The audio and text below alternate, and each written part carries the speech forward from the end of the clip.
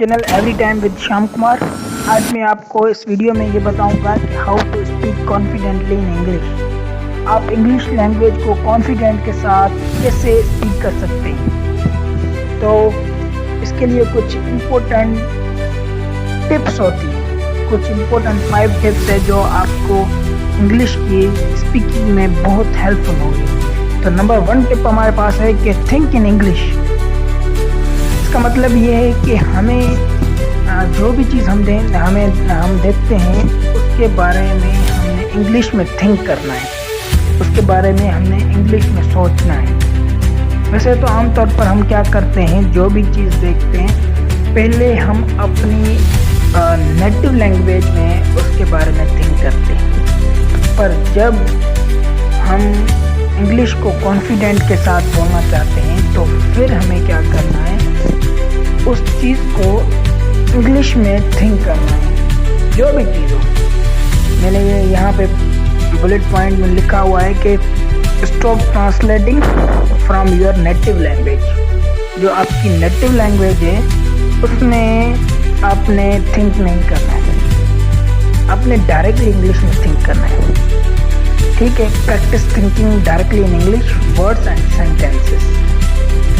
मैं आपको एक एग्जांपल देकर समझाऊं। जैसे आपने कहीं पर एक एप्पल देखा ना, फिर जब आप देखेंगे ना, आप उसको डायरेक्टली इंग्लिश में नहीं यानी थिंक करेंगे। ये एक ह्यूमन की साइकी है। आप उसको देखते ही आपकी जो नेटिव लैंग्वेज है आपने उसमें उसको थिंक करेंगे। जैसे आपने एप्पल देखा तो आप बोलेंगे दिस इज़ अ सेब, ये बोलेंगे, आप बोलेंगे ये तो सेब है। फिर आप उसको ट्रांसलेट करेंगे इंग्लिश में कैसे, कि दिस इज़ एन एप्पल, कि ये एक एप्पल है। उसके बाद आप उस चीज़ को ट्रांसलेट करेंगे। ठीक है, तो जब आप इंग्लिश को कॉन्फिडेंटली के साथ बोलना चाहते हैं तो फिर आपको ये चीज़ नहीं करनी होगी, फिर आपको इंग्लिश में ही उस चीज़ को थिंक करना होगा। इससे क्या होगा, इससे ये होगा कि आपकी जो इंग्लिश की स्पीकिंग है उसमें कॉन्फिडेंस पैदा होगा। ठीक है, तो ये हमारी टिप नंबर 1 थी, थिंक इन इंग्लिश। अब हम चलते हैं नेक्स्ट टिप के ऊपर, और वो नेक्स्ट टिप है प्रैक्टिस स्पीकिंग डेली। ये जो टिप है ना, बहुत इम्पोर्टेंट टिप है। ये टिप एक हेल्पफुल टिप है। जब आप इंग्लिश को कॉन्फिडेंट के साथ बोलना चाहते हैं तो आपको उसके ऊपर डेली बेसिस पे प्रैक्टिस करनी है, और वो प्रैक्टिस भी speaking practice on the daily basis. Speak English every day, even if only for 5 minutes. आपके पास टाइम नहीं है, आप सिर्फ 5 मिनट्स निकाल कर आप स्पीकिंग करें इंग्लिश। किसके साथ करेंगे, ये मसला होता है भाई, किसके साथ करें। टॉक योरसेल्फ, खुद के साथ। ऐसे ही आप जो है ना अपने साथ इंग्लिश में आप बोलना शुरू कर दें। रिकॉर्ड योर वॉइस, या मोबाइल पर वॉइस रिकॉर्डर चलाकर वहाँ पे आप बोलना शुरू कर दें, और रिकॉर्ड करके फिर आप वो सुने, कहाँ पे गलती की है, कहाँ पे मिस्टेक तो नहीं की, क्या किया है, तो वहाँ पे आप चेक करें। और प्रैक्टिस विद अ फ्रेंड, या कोई आपका कोई दोस्त है, क्लासमेट है और रिलेटिव है, उसके साथ इंग्लिश में स्पीकिंग की प्रैक्टिस करें। तो इससे आपका कॉन्फिडेंस भी बिल्डअप होगा, आपकी एक प्रैक्टिस भी होगी, और ये आपके लिए बहुत हेल्पफुल होगा। ये हमारी टिप 2 थी, और हम चलते हैं नेक्स्ट टिप के ऊपर, और वो हमारी टिप है टिप 3, लर्न यूजफुल फ्रेजेस। जब हम एक यूजफुल फ्रेजेस लर्न करते हैं तो ये आपकी इंग्लिश की स्पीकिंग में बहुत हेल्प करते हैं। Focus on common phrases, not just individual words. Common जो फ्रेजेस हैं उसके ऊपर फोकस करें, ना कि बड़े बड़े जो इंडिविजुअल वर्ड्स होते हैं उनके ऊपर नहीं। एक फ्रेजेस होते हैं छोटे छोटे से, तो वो पढ़ें, वो उनको रिमेंबर करें, लर्न करें।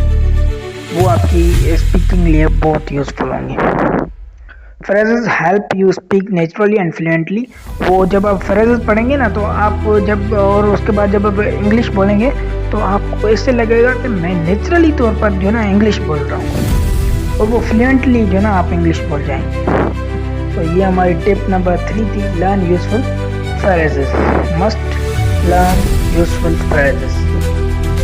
उसके बाद हमारी ये tip 4, slow down when speaking. आप जब भी इंग्लिश बोलें ना, उस टाइम स्लो डाउन बोलें, स्पीक स्लोली एंड क्लियरली। आप जब भी इंग्लिश बोलें आहिस्ता आहिस्ता बोलें, और जो वर्ड है उसकी प्रोनाउंसिएशन जो ना क्लियरली करें। जैसे कि मैं कोई सेंटेंस पढ़ लेता हूँ कि आई एम फुल नाउ, यानी कि इस तरीके से कुछ आप ना वर्ड्स पढ़ें, इस तरीके से आप इंग्लिश को स्पीक करें।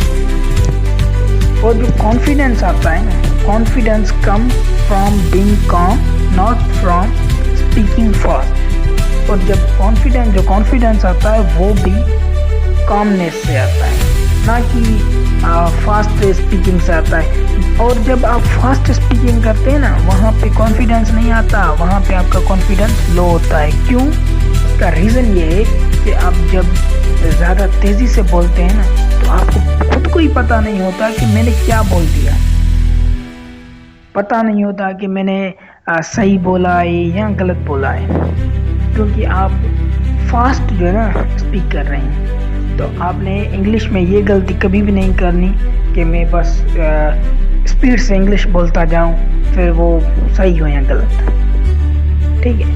तो और उसमें आप कॉन्फिडेंस भी नहीं मिलेगा।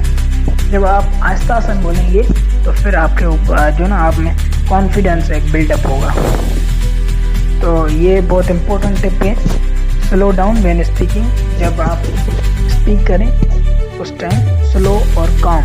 ओके, अब हमारी नेक्स्ट टिप है, वो है पॉजिटिव माइंड सेट। और अपना जो माइंड है उसको पॉजिटिव रखें। यहाँ पे मैंने 1-2 पॉइंट्स लिखे हैं कि don't fear mistakes, they are part of learning. आप जो है ना कभी भी मिस्टेक्स से डरना नहीं, ये एक लर्निंग का पार्ट है, ठीक है। ये एक जब हम सीखते हैं तो ये उस चीज़ का पार्ट है ना, मिस्टेक्स। मैं आपको एक कोट बताऊं कि no one is perfect, that's why pencils have erasers. Pencils को भी इरेजर्स दिए हुए हैं, ठीक है। और जब भी आप स्पीक करें, इंग्लिश को स्पीकिंग करें, तो उस टाइम आप smile and stay relaxed while speaking English, ठीक है। रिलैक्स होकर आराम से इंग्लिश को स्पीक करें। ओके, उसके बाद हमारा कंक्लूजन है कि confidence in English comes from practice, passion and positive attitude. जो हमें इंग्लिश बोलने में जो कॉन्फिडेंस आता है ना, वो एक प्रैक्टिस से आता है। जब हम बार बार उस चीज़ की प्रैक्टिस करते हैं और हमारे पेशेंस होते हैं और पॉजिटिव एटीट्यूड, हमारा माइंड जो है वो पॉजिटिव होता है कि भाई कोई मिस्टेक हो गई तो नो मैटर, ठीक है। तो इस तरीके से आपने सोचना है, पॉजिटिव एटीट्यूड रखना है। और ये चीज़ आप आज से ही स्टार्ट करें एंड अपने आप के ऊपर and believe in your self, यानी कि खुद पर एतमाद रखें, खुद पर यकीन रखें कि I can do it, we can do it, you can do it. Okay, तो आप इस चीज़ को आज सही से जो है स्टार्ट करें, और इंशाल्लाह ताला आप ज़रूर इस चीज़ में सक्सेसफुल होंगे। So thank you so much for your attention, for watching my video. तो अब मिलते हैं एक नए वीडियो के साथ और नए टॉपिक के साथ।